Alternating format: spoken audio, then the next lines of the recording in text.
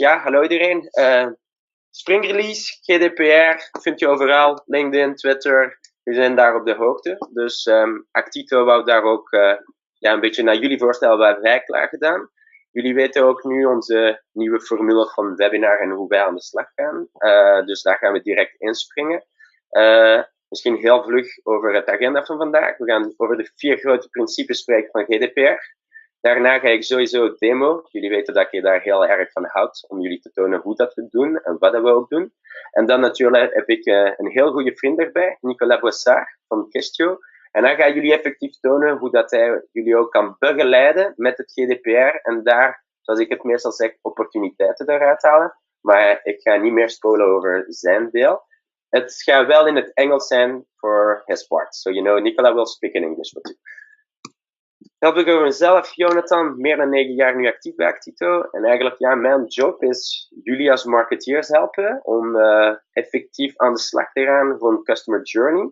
En ik bied dankzij Actito het juiste set van technologie, zodat jullie daarmee aan de slag kunnen gaan. En weer dankzij Nicolas die erbij is, kunnen we dan nog een stapje verder ingaan in het ondersteuning. Dus onze motto is altijd technologie enerzijds en mensen anderzijds. En Nicolas maakt natuurlijk deel van onze mensen.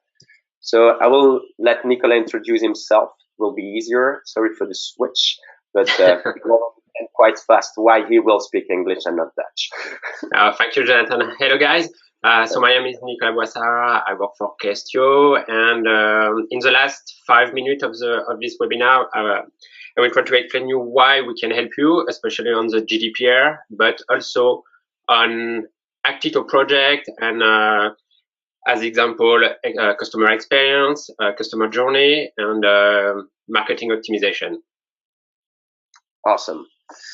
So yeah, let's jump in. Sorry, ik ga terug naar Nederlands. Ik ga me even moeten ook aanwennen van talen veranderen.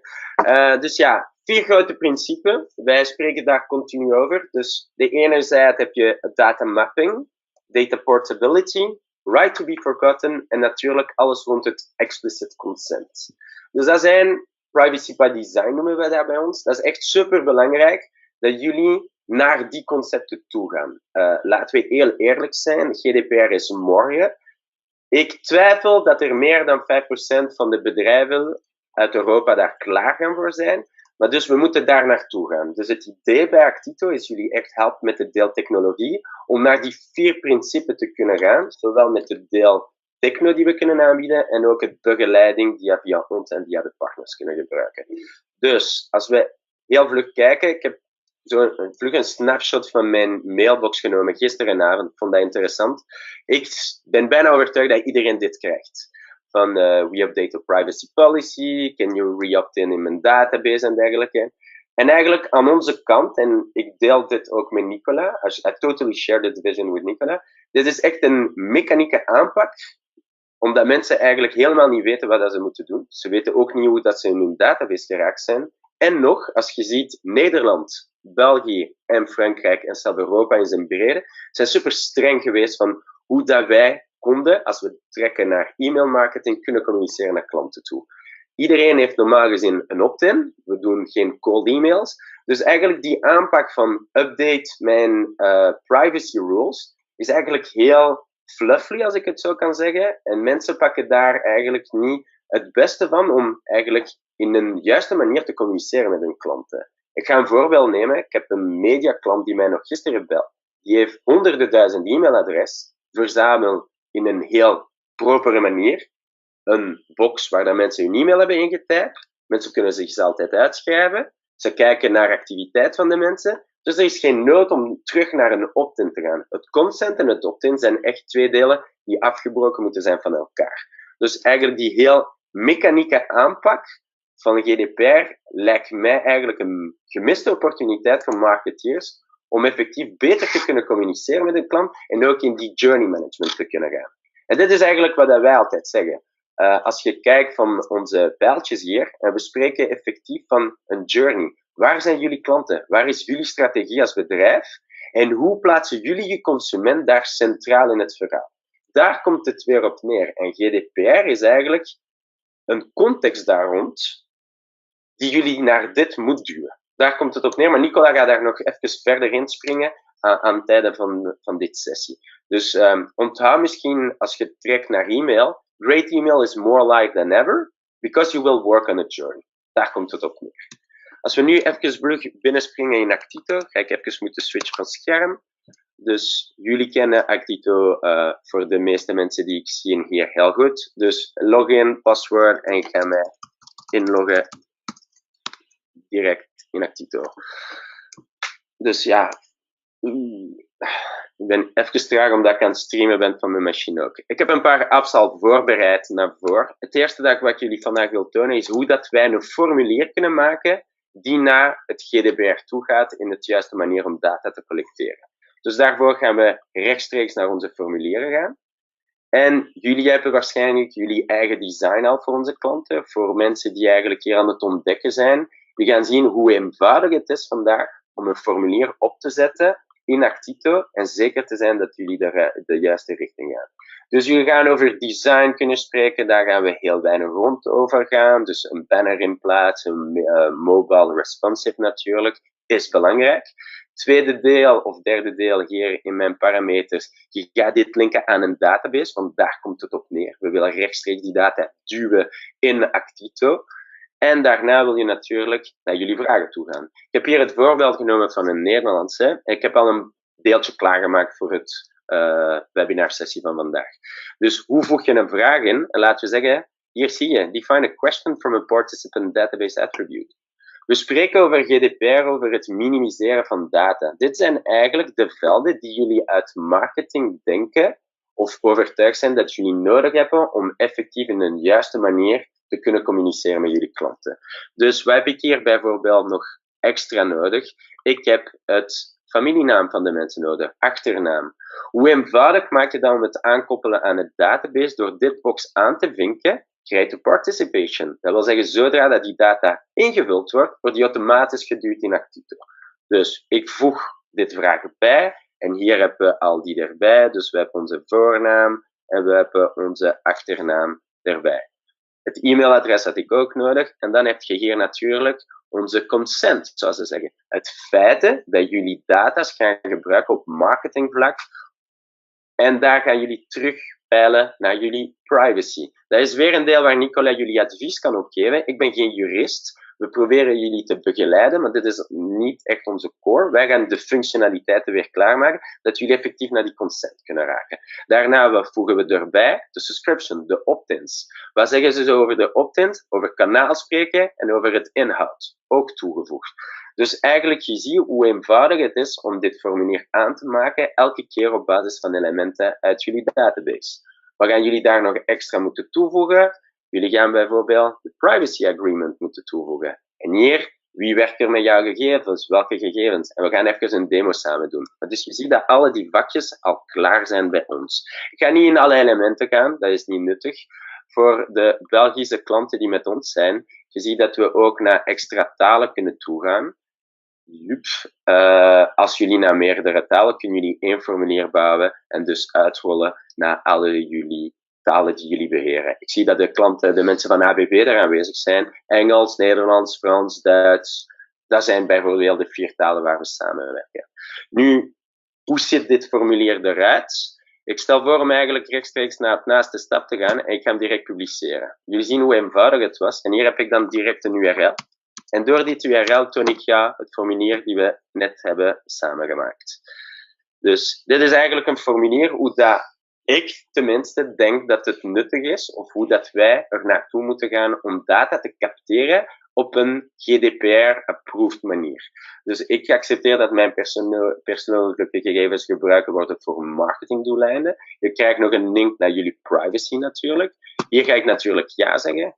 Mijn naam is Wuurman en ik ga Gregory noemen vandaag, omdat die niet in de database is. En dus dit is greg.wuurman@actito.com. En ik wens mij slechts in te schrijven voor producten en diensten, maar niet voor events. Als ik op dit link eigenlijk, ga ik hier in een tweede tab open doen. Ik ga hem even laten laden. Sorry dat het even traag is, maar dat ligt echt aan het aansluiting. En hier ga ik mijn data opslaan. Hier heb ik eigenlijk op een juiste manier data binnengetrokken in Actito en we gaan die samen nu gaan bekijken.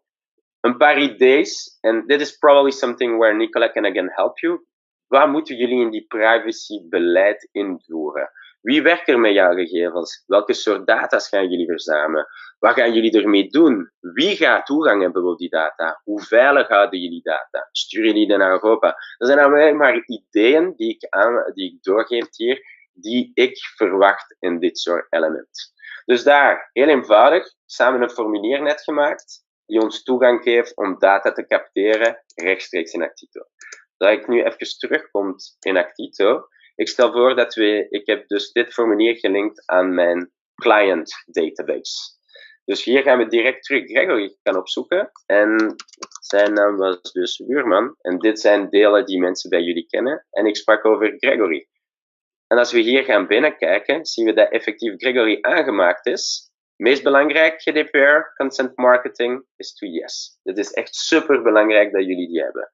Onze familienaam is erbij, onze voornaam en e-mailadres en een paar technische gegevens. Wat ik nog meer belangrijk vind natuurlijk, is als we naar de interactie gaan.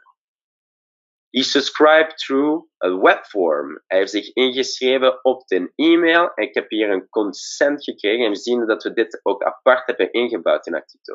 Door op dit kleine oogje te klikken, wat voegen we daarbij? How did we collect the data?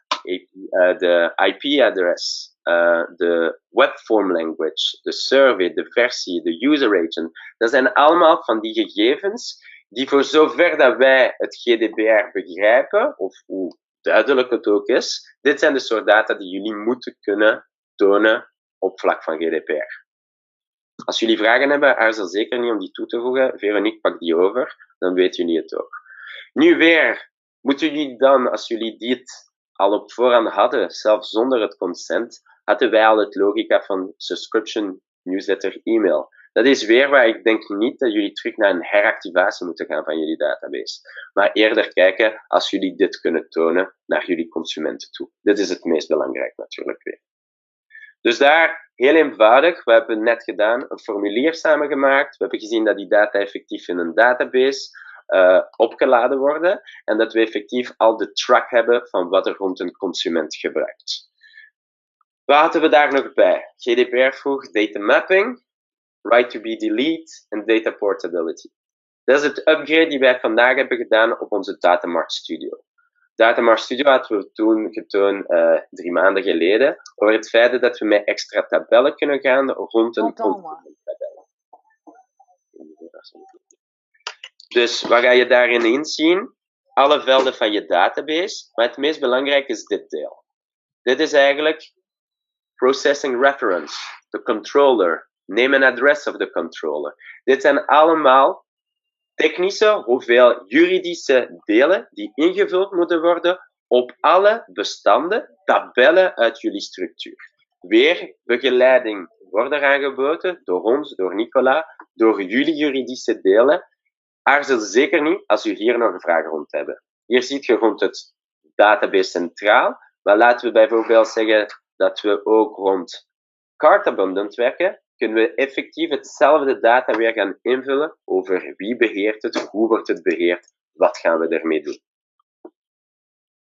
Ik stel voor om nu even terug te springen naar 2 andere. Dus dit is wat ik zou noemen het data mapping. Daarna right to be delete. Als we dit gaan bekijken, stel ik voor om terug naar Gregory te gaan.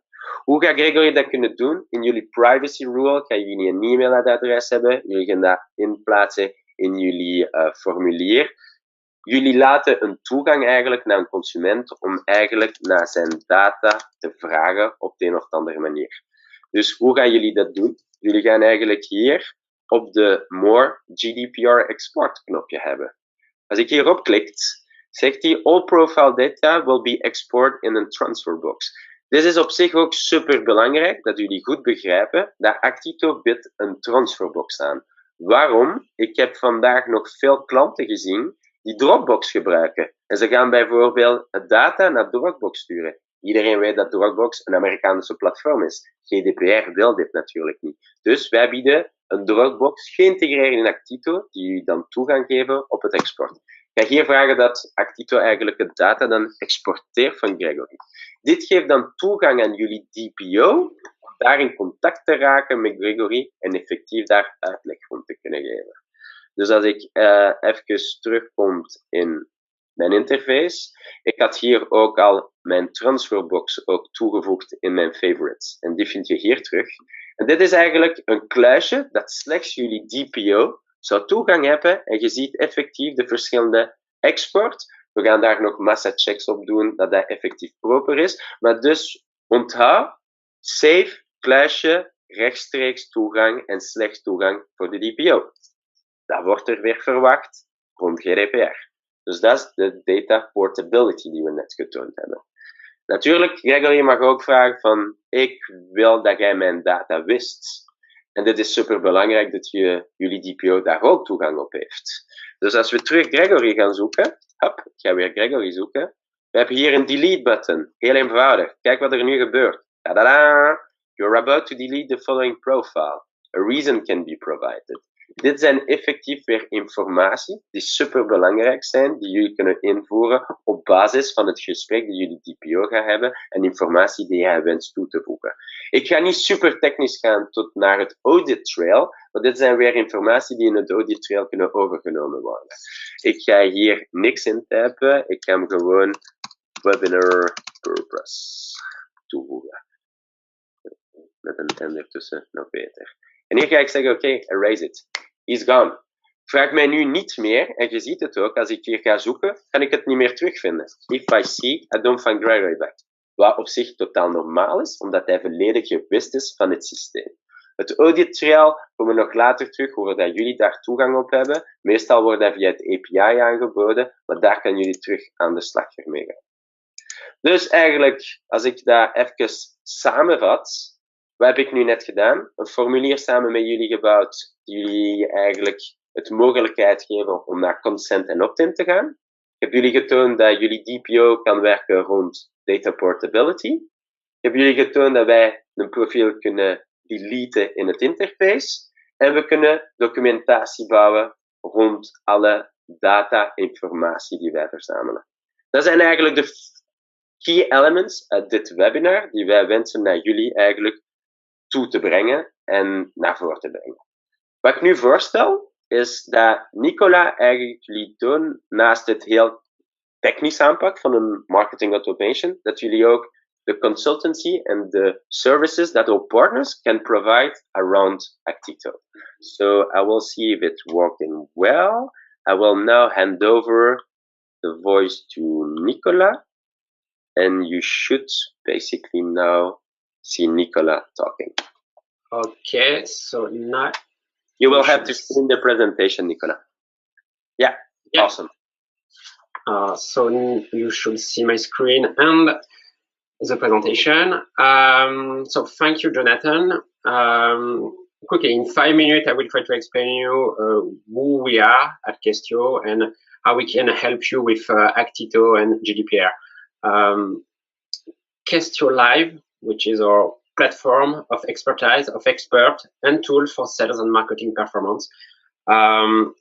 Why? Because for 10 years, Questio was a traditional consulting and training company. And behind this new platform, there's two main ideas for us. As a consulting company, we think that project only work with you. You have to be involved in project. If we just do a project and after 10 days, we will give you a nice presentation, it doesn't work. And as a training company, we think that after 1 week, 1 month, or 1 year, the question is, okay, what is the impact of this training? Even if it's a great training, most of the time after 1 year, you know, there's nothing. And so we really think that if we want to help you, it has to be on a regularly basis. So this is why we have this new platform, Questio Live. How it works? It's really simple. It's weekly or monthly, depending of the intensity and depending of your project. It's weekly or monthly conference. So it's easy to put that in your agenda and to schedule it. And during each session, we will help you on your business, marketing, sales issue. We will help you, especially with Actito, to optimize your customer journey, to help you with email marketing, and depending on the topic, we will put the right expert, the right consultant with you during the session. And between two sessions, you will have access to all the content on our platform. When I say content, it's template, process, example, methodology, video recording, everything for you to get involved in the project and to do. This is the most important thing for us. We will help you we will help you with your marketing optimization, your customer journey, your GDPR project, but you will be part of it. And we are just here to help you and to give you the expert, the skill for you to do it right. Because especially in marketing and in GDPR, these are not, I would say, one-shot projects, so this is really important for you to grow as a professional on this topic, and we are here to help you to do that. Quickly, this is, I say, we work on sales and marketing performance, and these are our 6 main topics: strategy, sales and commercial management, marketing, sales methods, customer experience, and all CRM and digital tools. And there's approximately 50 sales and marketing topics we can discuss, we can help, we can work with our client.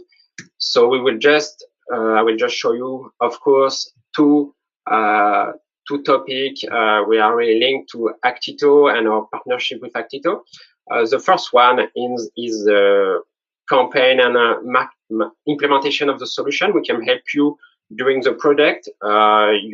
Because when you do the implementation with Actito, it's really easy, but you have to work on your side on data setup, database cleaning, consolidation, think about what data I need and how I can do that. We can help you on this side.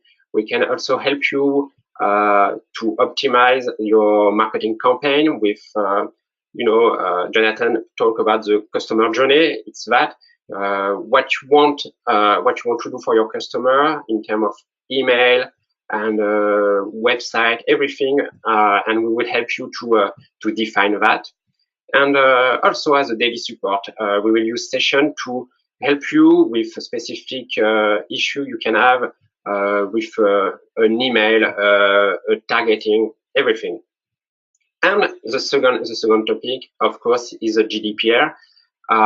We will help you with all the data processing activities recording. Jonathan showed you it's really easy with Actito to do that. But when we talk about GDPR, it's not only Actito and technology, it's also about process, organization. And we will help you to define what are your current process, what are your current data files around sometimes your information system, an Excel file, things like this. And we'll define what are the main projects on a short-term basis to optimize your organization, your process, and your data regarding the GDPR.